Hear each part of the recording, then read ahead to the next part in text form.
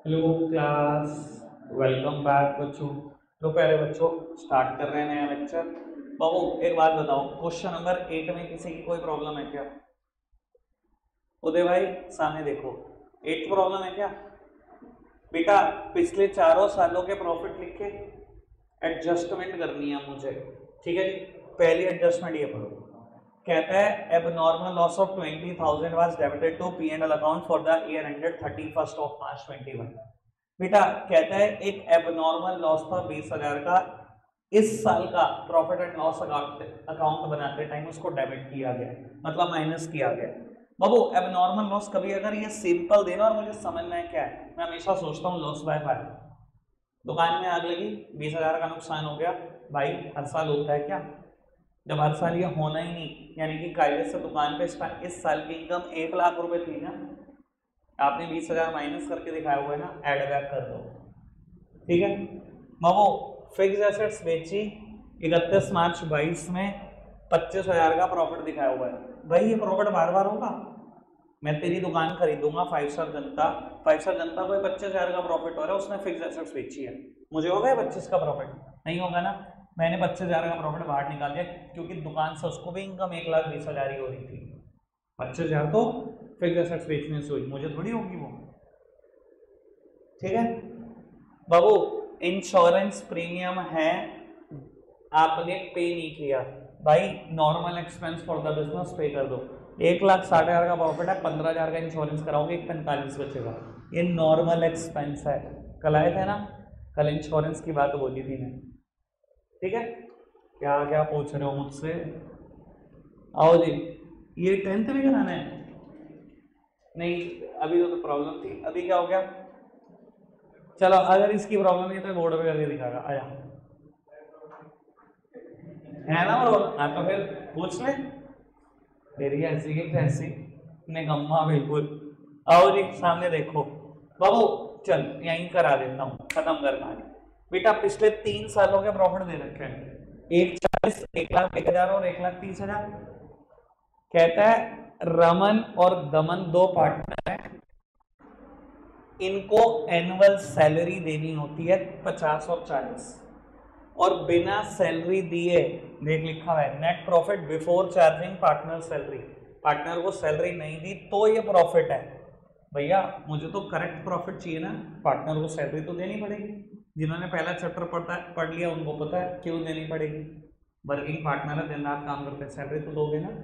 बाबू 1,40,000 में से अगर 90 चले जाएंगे तो पहले साल का प्रॉफिट 50, दूसरे साल का 11,000, तीसरे साल का बेटा 40,000, और इनको वेट दे दियो 1 2 3, मल्टीप्लाई कर दियो, बस कुछ करना ही नहीं। क्या क्या पूछ रहा है?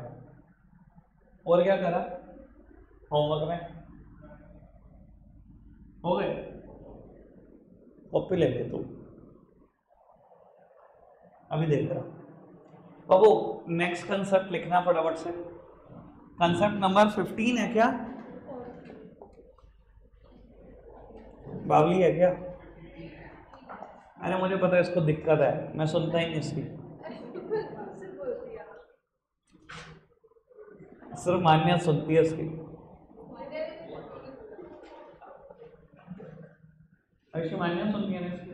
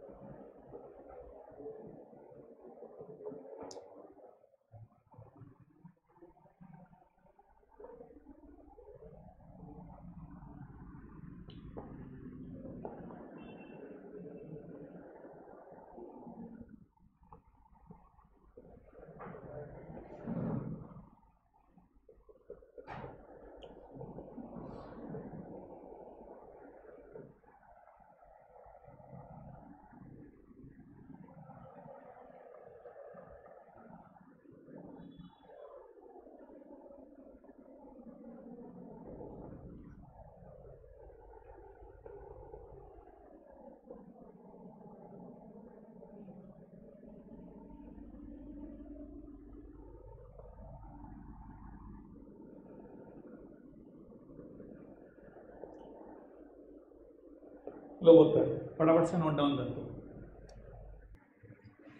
नया सेंटर कंस्ट्रक्शन में है और वो सुपर प्रॉफिट मेथड पे चर्चा करेंगे। मैंने एक सिंगल वर्ड नहीं बोला, उठा उठा के फॉर्मूले लिख दिए, ठीक है जी। अब सर बोलेंगे भी, समझेंगे भी बात को, सब सामने देखेंगे, क्वेश्चन से अपना एनालिसिस पूरा करूंगा मैं, ठीक है। आपने अभी कुछ नहीं समझा, सिर्फ फॉर्मूला नोट डाउन करें, पहले मैं देख लूं क्या क्वेश्चन कराऊं जो सारी बातें कवर हो जाए। एक काम करते हैं, पहले क्वेश्चन नंबर 13 स्टार्ट करते हैं, पढ़ना फटाफट से। कहते हैं total capital of the firm of Sakshi Mehak and Megha is 1 lakh and the market rate of interest is 15%। बेटा एक पार्टनरशिप फर्म है 3 लोगों की, कहता है टोटल कैपिटल लगी हुई है उस पार्टनरशिप फर्म में 1 लाख और मार्केट रेट ऑफ इंटरेस्ट है 15%। अगर कभी कहे मार्केट रेट ऑफ इंटरेस्ट या मार्केट रेट ऑफ रिटर्न एक ही बात होता है कि मार्केट में ब्याज का रेट क्या चल रहा है या मार्केट में कमाई का रेट क्या चल रहा है, एक ही बात है 15%। अच्छा जी आगे बढ़ो। Net profit for the last 3 year were 30,000, 36,000 and 42,000। पिछले 3 सालों में ऐसे ऐसे प्रॉफिट हुए इस पार्टनरशिप फर्म को, ठीक है, कोई दिक्कत तो नहीं। अच्छा जी, goodwill of the firm is valued at 2 year purchase of last 3 year super profit. Number of year purchase 2 है और कहता है 3 साल के सुपर प्रॉफिट के बेसिस पे आपको कैलकुलेट करना है। Calculate the goodwill of the firm. आओ जी करते हैं कैलकुलेट, सब सामने देखना मित्र। बाबू मुझे गुडविल कैलकुलेट करनी है फ्रॉम सुपर प्रॉफिट, तो सबसे पहले क्या निकलेगा सुपर प्रॉफिट। इधर देखना बाबू, मैंने ना अभी सुपर प्रॉफिट के लिए एक वर्ड लिखा था थियोरेटिकली, आपको पता है सुपर प्रॉफिट क्या होता है? जो एक फर्म अर्न करती है over the normal profit, over and above the normal profit. Babu super profit पता है किसको बोला जाता है? कि आप नॉर्मल प्रॉफिट से ज्यादा कितना कमा रहे हो, उस सिचुएशन को बोला जाता है सुपर प्रॉफिट, ठीक है जी। अच्छा जी अभी देखते हैं और क्लियर करता हूं। तो मैंने सुपर प्रॉफिट का फॉर्मूला लिखा average profit minus normal profit. सब सामने देखते रहना बेटा, मैं 100% बात क्लियर कर दूंगा इस एक ही एग्जांपल से। मान से सामने देखो बाबू, एवरेज प्रॉफिट पे सिंगल स्टार, नॉर्मल प्रॉफिट पे double star. Average profit calculate करो मुझसे। एवरेज प्रॉफिट पिछले 3 सालों का प्रॉफिट था 30, 36 और 42। बेटा एवरेज प्रॉफिट सबको निकालना आता है, पहला मेथड सबने पढ़ा हुआ है बाबू। एवरेज निकाल दो, 30,000 की, 36,000 की और 42,000 की। 36,000 ही एवरेज आएगी, कोई दिक्कत तो नहीं। तो वो 36,000 एवरेज आ गई, माइनस कर दो नॉर्मल प्रॉफिट। क्वेश्चन में बेटा नॉर्मल प्रॉफिट कहीं गिवन नहीं है। अगर बेटा नॉर्मल प्रॉफिट गिवन ना हो तो 2 चीजों के इस्तेमाल से निकाल सकते हो, क्या क्या? Capital employed multiplied by normal rate of return. बेटा बिजनेस में कितनी कैपिटल लगी हुई है? कैपिटल लगी हुई है 1 लाख, याद है पहली लाइन में ही था total capital of dash dash and dash, 3 partner के नाम दिए थे, उनकी कैपिटल 1 लाख है और मार्केट का रेट ऑफ इंटरेस्ट बताया था ना उसने 15% है। रेट ऑफ इंटरेस्ट मतलब rate of return, normal rate of return बाबू 15,000 रुपए मैंने माइनस कर दिए, सुपर प्रॉफिट आ गया 21,000 और उसके बाद गुडविल निकलेगी। गुडविल कैसे निकलती है? Super profit multiply by number of year purchase. निकालूंगा लेकिन पहले इतनी बात पे एनालिसिस करो। सामने देखो बाबू, ये ना 5 स्टार जनता की दुकान है, ठीक है। उसने पिछले 3 साल के ना अकाउंट्स आपके सामने रखे, उसने प्रॉफिट कमाया हुआ था पिछले 3 साल में 30,000, 36,000, 42,000। आपने एवरेज निकाला, उसके दुकान पे एवरेज कमाई 36,000 की। एवरेज हर साल 36,000 कमा लेता है। मैंने देखा कि इस इंडस्ट्री में नॉर्मल कमाई कितनी है, ये तो समझ में आता है, इसकी दुकान की कमाई 36,000 है। नॉर्मली लोग क्या कमा रहे हैं, मैंने कहा ये जान लेता हूँ। जब मैं जानने निकला कि नॉर्मली लोग क्या कमा रहे हैं, मैंने देखा ऐसे धंधे में ना, जो ये स्वीट मैन्युफैक्चरिंग का धंधा है, ये जो कन्फेक्शनरी बेचने का धंधा है, इसमें ना लगभग धंधा शुरू हो जाता है 1 लाख रुपए से। 1 लाख रुपए चाहिए धंधा शुरू करने के लिए कैपिटल। और लोग क्या कमा रहे हैं मार्केट में ना 15% से ज्यादा किसी का मार्जिन नहीं है। एक दुकान देखी 15%, दूसरी 15%, तीसरी 15%, मैंने कहा सब 15% कमा रहे हैं। 1 लाख से धंधा शुरू हो जाता है, 15% लोग कमाते हैं, यानी कि नॉर्मल कमाई 15,000 ही है। मैंने सोचा नॉर्मल कमाई 15,000 है, 5 स्टार जनता तू 36,000 रुपए कमा रहा है। यार कुछ तो तू नॉर्मल प्रॉफिट से ज्यादा कमा रहा है। सुपर प्रॉफिट क्या होता है? जो आपने नॉर्मल प्रॉफिट से ज्यादा कमाया। नॉर्मल से ज्यादा कितना कमाया? 21,000 रुपये ज्यादा कमा लिया नॉर्मल से। सर कोई भी आदमी सुपर प्रॉफिट ऐसे ही नहीं कमा सकता, कहीं तो तेरी कोई गुडविल एग्जिस्ट करती है। नॉर्मली तो लोग 15,000 कमाते हैं, तू कैसे 36 कमा रहा है? कुछ तो तेरी गुडविल एग्जिस्ट करती है ना, तभी कमा रहा है। अगर आपने एक एक वर्ड सुना होगा ना, तो मैंने एक एक टर्म क्लियर करी है, बोर्ड पे लिखी हुई। और अगर कोई कह रहा है ना फॉर्मूला बेस्ड चैप्टर है, भाई बस समझ जाना उसे कितना आता है, मन में खुश हो जाना, हाँ समझ गया, बिल्कुल समझ गया, हाँ ये बिल्कुल फॉर्मूला बेस्ड चैप्टर है। सर किसी बच्चे से पूछ लो ना, नॉर्मल रेट ऑफ रिटर्न का मतलब होता है चुप, फॉर्मूला बेस्ड चैप्टर का। कैपिटल एम्प्लॉयड चुप।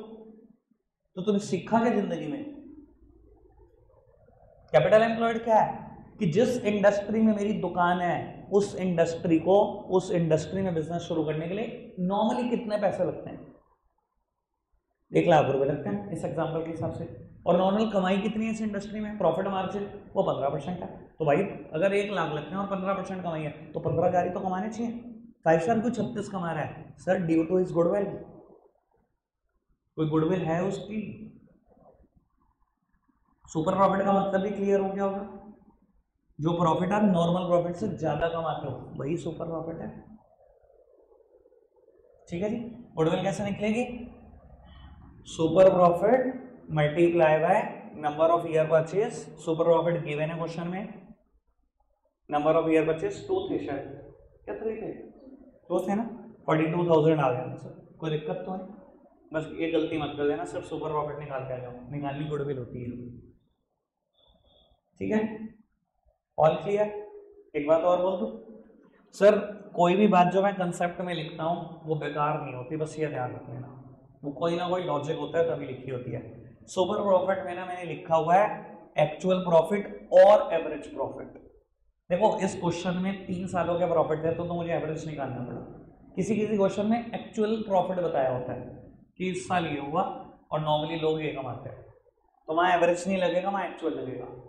ये मैं इसलिए बता रहा हूँ बेटा कि कोई भी बात मैंने लिखी वो यूजलेस नहीं, हमेशा एवरेज नहीं होगा, ध्यान रख लेना। कभी कभी एक्चुअल प्रॉफिट भी लेना पड़ सकता है, एक ही साल का बताऊंगा। क्लियर हूँ मैं इस बात को लेकर? समझ में आई बात? बाकी सब कुछ मैं एनालिसिस कर चुका हूँ। कैपिटल एम्प्लॉयड पे मैं एक एनालिसिस जरूर करूंगा, उसकी टेंशन मत लेना। ठीक है, ठीक है। अगला कंसेप्ट मेरा कैपिटल एम्प्लॉयड पे होगा, महा डेंजरस, वही डेंजरस है बस। ठीक है जी, पहले डरा दूं मैं ताकि आपका फोकस बना रहे। एक आध क्वेश्चन और करते हैं, थोड़ा सा आपको कॉन्फिडेंस और देते हैं। 11th करते हैं, चाहे 11 कर लो चाहे 12, तुम्हारी इच्छा है, जो सब कहोगे वो कर दूंगा। 11 कर रहे हैं, थोड़ा सा कुछ और भी सीखने को मिल जाएगा। आओ बढ़ाते हैं बात को। The capital of the firm of Anuj and Binu is 10 lakh and the market rate of interest is 15%। वो एक पार्टनरशिप फर्म की कैपिटल दी हुई है और एक मार्केट रेट ऑफ इंटरेस्ट, मैं इसको बोलता हूँ नॉर्मल रेट ऑफ रिटर्न। कहते हैं the salary to the partner is 60,000 each. दोनों पार्टनर को सैलरी देनी है 60 अलग अलग, 60 ईच है। अच्छा जी। The profit for the last 3 year were 3 lakh 360 and 420। पिछले 3 सालों के प्रॉफिट ऐसे ऐसे हैं। कभी ऐसे दिए हो प्रॉफिट और सैलरी की बात हुई और कभी बताया नहीं हो सैलरी दी के नहीं थी, तो मतलब नहीं थी, सैलरी दे के निकालना प्रॉफिट। समझ में आई बात? भाई दोनों पार्टनर की सैलरी बताई और 3 सालों के प्रॉफिट बताए। अब मुझे बताओ इस प्रॉफिट में सैलरी माइनस हुई है कि नहीं? जब नहीं बताया तो नहीं हुई, अब माइनस करके आप निकालना। अच्छा जी। Goodwill of the firm is valued on the basis of 2 year purchase of last 3 year average super profit, calculate the goodwill of the firm. अच्छा जी, आओ सिंपल क्वेश्चन।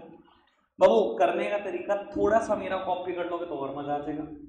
बेटा मैं कभी भी, मुझे नहीं पता क्या शुरू करोगे, क्या निकालना शुरू करोगे, मैं सबसे पहले फॉर्मूला लिखूंगा। सबसे पहला काम ये, सुपर प्रॉफिट किसके बराबर होता है? एवरेज या actual profit minus super profit के। यहाँ एवरेज प्रॉफिट का जिक्र है, आपने देखो पिछले 3 सालों का प्रॉफिट पता है, तो बाबू मैंने यही लिखा average profit minus normal profit. बेटा अब मैं लगाऊंगा एवरेज प्रॉफिट पे स्टार और नॉर्मल प्रॉफिट पे डबल स्टार। पहले इसको पूरा करूंगा और फिर नॉर्मल प्रॉफिट को निकालने एवरेज प्रॉफिट। बेटा पिछले 3 सालों के प्रॉफिट दिए हुए हैं, लेकिन ये वो प्रॉफिट हैं जिसमें पार्टनर की सैलरी माइनस नहीं है। बाबू 3 लाख का प्रॉफिट, 3,60 का और 4,20 का। 3 लाख के प्रॉफिट में अगर मैं 1,20 सैलरी माइनस कर दूं तो 1,80 तो बची। ऐसे ही वहां 3,60 का प्रॉफिट, 1,20 माइनस कर दो, फिर 4,20 का प्रॉफिट, 1,20 फिर माइनस कर दो। भैया हर साल प्रॉफिट में से सैलरी दोगे ना, तीनों साल दे दी, यानी कि मैं एवरेज अब कितना कमा रहा हूं, अब मेरे पास करेक्ट एवरेज आएगी 2,40 कमा रहा हूं एवरेज में।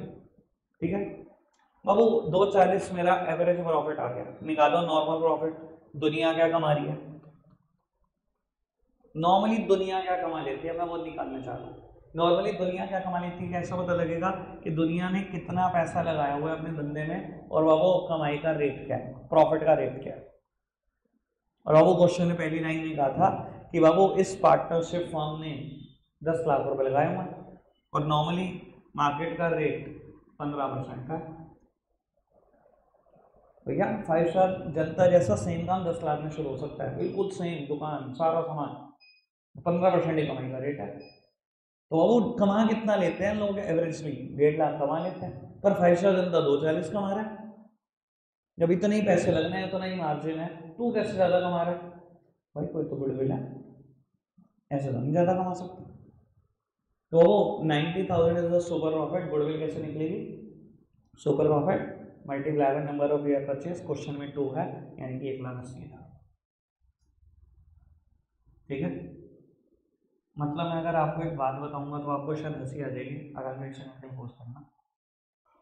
आगे बढ़ाएं बात को। बेटा मैं थोड़ी सी चर्चा कैपिटल एम्प्लॉयड पे करना चाहता हूँ, ठीक है ना। देखो अगर आप बात करोगे कैपिटल एम्प्लॉयड पे, कोई भी मुश्किल क्वेश्चन गिवन नहीं है यहाँ पर। आपको ये बता देता हूँ 26 तक क्वेश्चन कर पाओगे, नहीं 24 तक। देखो यहाँ पर इसने लिखा हुआ है super profit matter when past adjustments are made, ये वही देगा एबनॉर्मल लॉस गेन और ये ब्ला ब्ला।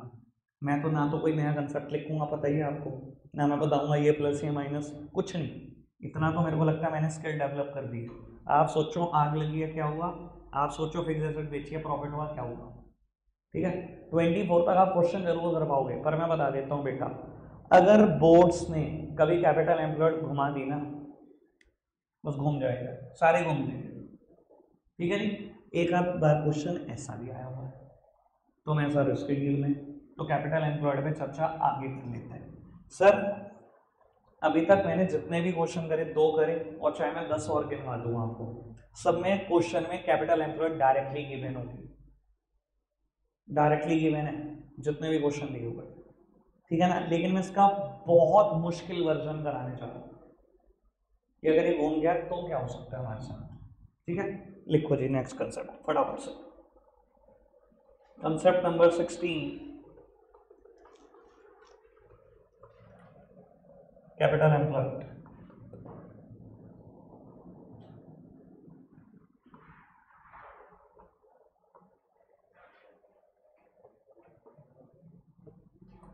बाबू नोट करते जाओ फटाफट से, जो जो मैं लिख रहा हूँ सब नोट करो।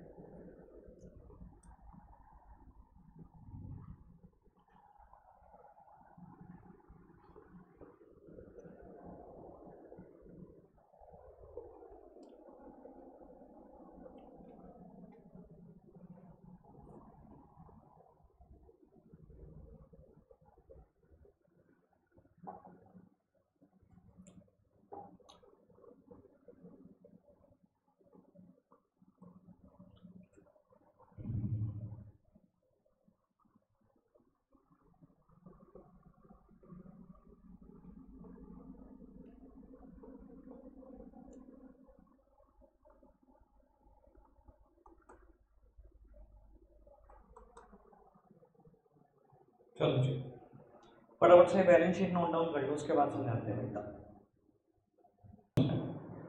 बेटा इधर देखना, नहीं करा, सब सामने देखो।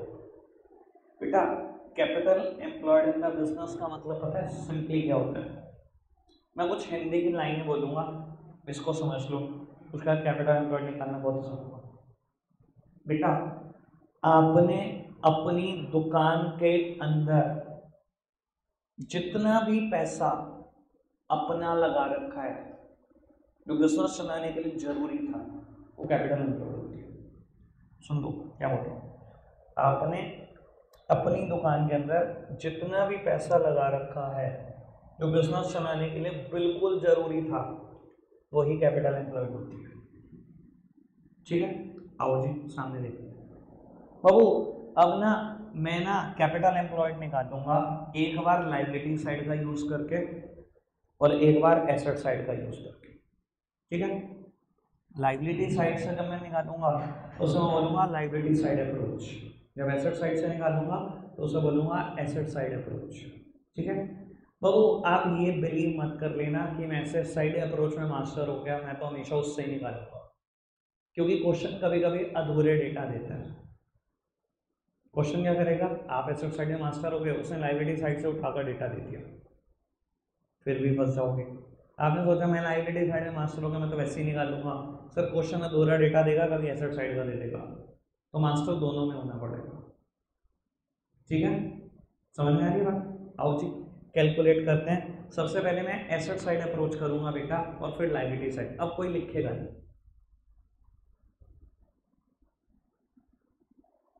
आओ जी बाबू, asset side approach, asset side से बेटा हम कैपिटल एम्प्लॉयड निकालना सीख रहे हैं। बाबू एसेट साइड से कैपिटल एम्प्लॉयड कैसे निकालते हैं? ऑल द एसेट्स एक्सेप्ट, सारी एसेट्स ले लेना, कुछ को छोड़कर।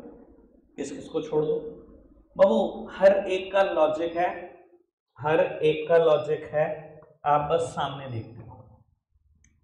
एसेट साइड अप्रोच में सारी assets except goodwill, non trade investment और फिक्टिशियस एसेट्स, और इसमें माइनस कर दूंगा आउटसाइड लायबिलिटी को। लो जी पहले समझते हैं इस चीज को। बाबू मैं सब कुछ फॉर्मूले में पुट करूंगा, पहले आंसर निकालूंगा, फिर मैं एनालिसिस करूंगा जैसे मैं आज तक करता हूं। बाबू सारी एसेट्स ले लो, कितनी? 9.5 लाख। लेकिन कुछ चीजें नहीं लेनी। क्या क्या नहीं लेना? गुडविल नहीं लेनी, माइनस कर दी। नॉन ट्रेड इन्वेस्टमेंट नहीं लेनी, माइनस कर दी। फिक्टिशियस एसेट्स नहीं लेनी। फिक्टिशियस एसेट्स बोल लो या deferred revenue expenditure, 11th class कभी टर्म सुनिए डेफर्ड रेवेन्यू एक्सपेंडिचर? नहीं भी सुनी तो मैं सुना दूंगा। ठीक है, वो इस क्वेश्चन में ऐड है। ठीक है जी, मुझे माइनस करने दो, मैं सबके बारे में बताऊंगा जितना जितना टाइम होगा। ठीक है जी, और माइनस करा दो आउटसाइड लायबिलिटी, बिजनेस के बाहर की लायबिलिटी। बाबू ये बिजनेस के अंदर के लोग हैं, पार्टनरशिप फर्म के पार्टनर हैं, ये अंदर के लोग हैं ना, और बिजनेस में बढ़ा हुआ प्रॉफिट हमेशा इन्हीं का होता है। तो ये बाबू ये जो पैसे पड़े हुए हैं ना, ये अंदर के बंदों के पड़े हुए हैं। बाहर निकाल लो वो जो आउटसाइड लायबिलिटी है, जो बाहर वालों का देना है, ये भी बाहर वालों का देना है, ये भी बाहर वालों का देना है। कोई दिक्कत तो नहीं? जो भी आया होगा यही आंसर होगा। एक बार देख लेते हैं कितना आया। 8 में से 6, 5,25,000 आया होगा। लो नई तरफ देखो, ये कैपिटल एम्प्लॉयड है। अच्छा एक आम आदमी को कह दो ना मैं कि बिजनेस में कितना पैसा लगा है, तो मुझे बोल देगा 1 मिनट में 9.5 लाख। यही करेंगे ना? मैंने क्या बोला था कैपिटल एम्प्लॉयड क्या होती है? इस बिजनेस की चार दीवारी के अंदर जितना भी पैसा मालिकों ने अपना लगाया वो बिजनेस चलाने के लिए जरूरी था। ठीक है, एक बात बताओ, ठीक है बिजनेस में 9.5 लाख लगे हुए हैं, इसमें से 1.5 लाख आपका अपना है, 9.5 लाख लगे हैं, मान लिया ये 1.5 लाख आपने लगाया, ये तो क्रेडिटर ने उधार दे दे के लगाया। इसका समझ में लॉजिक क्या है? इसको तो बाहर कर दो, ये तो मालिकों ने नहीं लगाया। अरे एक एक करके क्लियर करेंगे, एक तो बोलो। ओके, मालिकों तो नहीं लगाया, बाहर निकालो। निकाल दिया बाहर। बाबू दुकान के अंदर ये 2 लाख रुपए लगे हुए हैं, नॉन ट्रेड इन्वेस्टमेंट। वर्ड क्या है? Non trade. ट्रेड में नहीं लगा हुआ। आपने एक फ्लैट खरीद के रखा हुआ है, एक प्लॉट ऑफ लैंड खरीद के रखा हुआ है, एक प्रॉपर्टी खरीद के रखी है, किसी कंपनी के शेयर खरीद के रखे हैं, दुकान में लगा हुआ है। हिंदी सुनी थी मेरी, वो भी याद रख लोगे तो पता नहीं कितनी अकाउंट कर लोगे। बाहर निकाल तो 2 लाख। लॉजिक समझ में? मालिकों ने नहीं लगाया, दुकान पर नहीं लगाया। सर गुडविल बाहर कर दो। क्यों? पहली बात तो ये गुडविल कौन सी होगी? परचेज्ड होगी। दूसरी बात, सर मैंने कहा था दुकान पर लगा हुआ पैसा, पर मैंने ये भी बोला था जो बिजनेस चलाने के लिए जरूरी है। बेटा बिजनेस चलाने के लिए गुडविल खरीदना जरूरी नहीं होता, वो तो बिजनेस में ज्यादा कमाने के लिए जरूरी होता है। अगर मैं धंधा शुरू करना चाहूँ, आपके पिताजी ने जब धंधा शुरू किया होगा, मेरे पिताजी ने धंधा शुरू किया होगा, सर गुडविल खरीद के किया था, चल गया था ना बिजनेस। जो चीजें बिजनेस के लिए जरूरी हैं वही कैपिटल एम्प्लॉयड है। गुडविल बाहर निकाल दो, जरूरी नहीं थी खरीदे, आपने खरीदी ज्यादा कमाने के लिए, बाहर निकाल दो। सर एडवर्टीजमेंट को भी बाहर निकाल दो। अगर किसी को मेरे वर्ड याद हैं, 11th क्लास में मैं बोलूंगा, वो उसको कंफर्म कर देगा। नहीं याद है मैं बताऊंगा जरूर, अगर आज टाइम बचा आज, नहीं तो कल पक्का आते। ठीक है, या तो एक दिन बर्दाश्त कर लेना, समय बच गया तो मैं आज ही करा दूंगा। सर इनको बाहर क्यों निकाल रहे हो? बेटा these are not assets, these are mere expenses not yet written. Off सिर्फ बिजनेस के खर्चे हैं जो आज तक राइट ऑफ नहीं किए गए, ये किसी बिजनेस की एसेट्स नहीं हो सकते। ऑन दैट लॉजिक मैंने बाहर निकाल दिया। अगर आपको ये वर्ड याद आ गए मेरे 11th क्लास के तो बहुत अच्छी बात, नहीं आए मैं अभी पक्का बताऊंगा जैसे ही टाइम बचेगा। ठीक है, कोई दिक्कत कोई परेशानी तो नहीं? समझ में आ गया? मैंने बाबू जो जो चीजें भी बाहर निकाली सबके लॉजिक दे दिए, कुछ रटा? क्लियर? चलो जी, लाइबिलिटी साइड अप्रोच। शायद मुझे लग रहा है ऐड के लिए टाइम आज ही बच जाए, तो मैं आज ही करा दूंगा। बाबू liability side approach, liability side से सर हिंदी में मतलब वही ध्यान रखना जो मैंने बताया, उसी से ही काम हो जाएगा। लाइबिलिटी साइड से कैसे निकाल सकते हैं कैपिटल एम्प्लॉयड?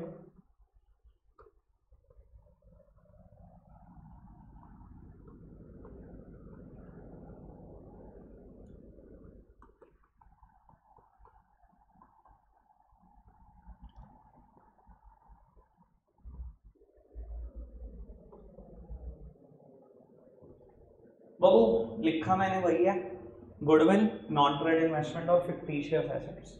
ठीक है जी।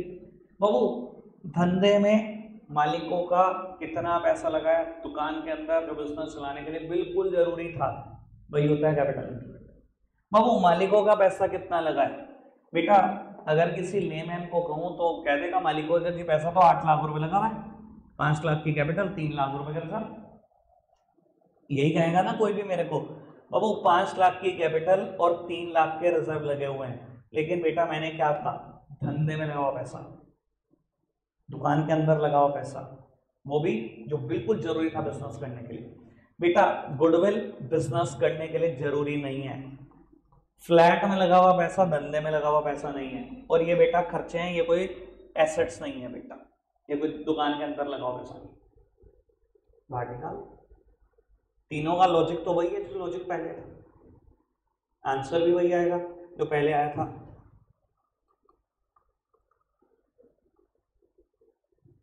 कुछ अलग नहीं आएगा आंसर। क्लियर है बात?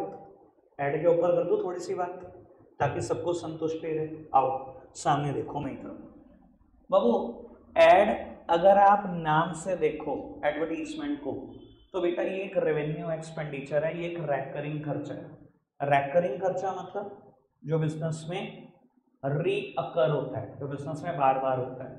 ठीक है ना, कुछ लोग इसको प्यार से रैकरिंग खर्चे बोलते हैं, कुछ लोग प्यार से रेवेन्यू खर्चे बोलते हैं। और बाबू चाहे रेवेन्यू खर्चे हो चाहे रैकरिंग खर्चे हो, या तो ट्रेडिंग अकाउंट की डेबिट साइड दिखाई जाते थे या P&L अकाउंट की डेबिट साइड, आपने बहुत दिखाए हैं 11th क्लास में, करा है सब कुछ ऐसा। लेकिन अगर मैं ऐसा बोलूँ आपको, एक मैंने ऐड करा और ये मेरे को 3 साल के लिए बेनिफिट देगा, तो क्या मैं इसको P&L अकाउंट या ट्रेडिंग अकाउंट में दिखा सकता हूं? नहीं बेटा, ट्रेडिंग अकाउंट और P&L अकाउंट में वो खर्चे दिखाई देते हैं जो जिसका बेनिफिट एक ही साल में एग्जॉस्ट हो जाएगा, जिसका बेनिफिट एक ही साल में खत्म हो जाएगा। आप पता है क्या लिखते थे trading account and P&L account के नीचे? For the period starting from 1st of April ending on next 31st of March। इसका मतलब समझते हो? ये वो खर्चे हैं बेटा जो 1 अप्रैल से लेकर 31 मार्च में बीच में खत्म होकर। बाबू ये ऐड अगर मेरे को 3 साल के लिए बेनिफिट देगा, ये खर्चा मैंने 3 साल के लिए किया है, तो क्या मैं 1 साल में दिखाकर खत्म कर सकता हूं? मैचिंग कंसेप्ट पढ़ा है? Match your expenses with your revenue, match your revenue with your expenses. अगर कोई चीज 3 साल के लिए बेनिफिट देगी, खर्चा 1 साल में कैसे दिखा दोगे भैया? 3 तो साल में दिखाओगे। तो ऐसे केसेस में आप बैलेंस शीट में ऐड को रिकॉर्ड करते थे, याद कर। अगर मैंने बेटा ऐड 30,000 रुपए का किया तो मैं बैलेंस शीट में दिखाता था 30,000, राइट ऑफ करके लेके आता था। राइट ऑफ करने का सिंपल मतलब होता है P&L अकाउंट में दिखाना, ठीक है। मैंने इसको राइट ऑफ किया 3 इक्वल पार्ट में, 10,000 हर साल का खर्चा है। बाबू पहले साल 10,000 रुपए राइट ऑफ करें, 20,000 की एसेट्स दिखाई, 10,000 P&L अकाउंट में दिखा दिए। अगले साल यहाँ पर 20,000 की एसेट दिखाई होगी, फिर 10 माइनस करे होंगे, यहाँ एसेट 10 की बची होगी, 10,000 अगले साल के P&L अकाउंट में। तीसरे साल फिर 10 दिखाए होंगे, माइनस 10 एसेट बची 0 की, तीसरे साल के P&L अकाउंट में 10,000। तीनों सालों में P&L में 10 10 10 आ गए, एसेट्स हो गई 0। अब मैं बता देता हूँ मैं इसको क्या बोलता था। बाबू कुछ लोग इसको बोलते हैं डेफर्ड रेवेन्यू एक्सपेंडिचर। अब मतलब समझ लो, देखो नाम से तो रेवेन्यू एक्सपेंडिचर है, किसी को भी कह दो ऐड क्या है, वो ये बोलेगा रेवेन्यू एक्सपेंडिचर है। नाम से रेवेन्यू एक्सपेंडिचर है, लेकिन मुझे इसकी डेफरमेंट करनी पड़ती है। डेफरमेंट मतलब रोक के चलना पड़ता है, 1 साल में P&L अकाउंट में दिखा सकता, कभी कभी डेफरमेंट करनी पड़ती है। क्यों डेफरमेंट करनी पड़ती है? क्योंकि 3 साल में बेनिफिट दे रहा तो 3 साल में दिखाना, तो इसको बोलते हैं डेफर्ड रेवेन्यू एक्सपेंडिचर। कि नाम से रेवेन्यू है पर इसकी डेफरमेंट करनी पड़ रही है क्योंकि बेनिफिट ज्यादा सालों में दे रहा था, ठीक है ना। और मैं क्या बोलता हूं इसको, मैंने भी बोला these are not assets, these are mere expenses not yet written. Off assets नहीं है, ये बिजनेस के वो खर्चे जो राइट ऑफ नहीं किए गए अब तक। राइट ऑफ नहीं किए गए मतलब P&L अकाउंट में नहीं दिखाए गए हैं, तो खर्चे P&L अकाउंट में जाने चाहिए। मेरी लैंग्वेज समझ में आ रही है क्या बोलता हूं मैं इसको?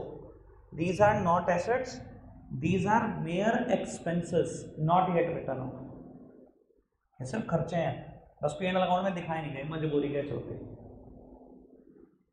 ठीक है जी। अब मुझे लगता है मैंने चर्चा कर दी ऐड पर भी, तो यार एसेट्स ही नहीं है तो अब वो बाहर निकाल दो ना एसेट्स की कैटेगरी से, इसलिए निकाल रहा हूँ इसको बाहर, ठीक है। अब नोट कर दो एसेट साइड अप्रोच और लायबिलिटी साइड अप्रोच, फिर आप जा सकते हो। क्वेश्चन कहाँ तक करके लाने? 24 तक, हाँ 11 से 24 एक एक महीना का क्वेश्चन करके आना, कल देखते हैं ये प्रॉब्लम। रखेंगे आज के लिए इतना ही प्यारे बच्चों, बाय बाय।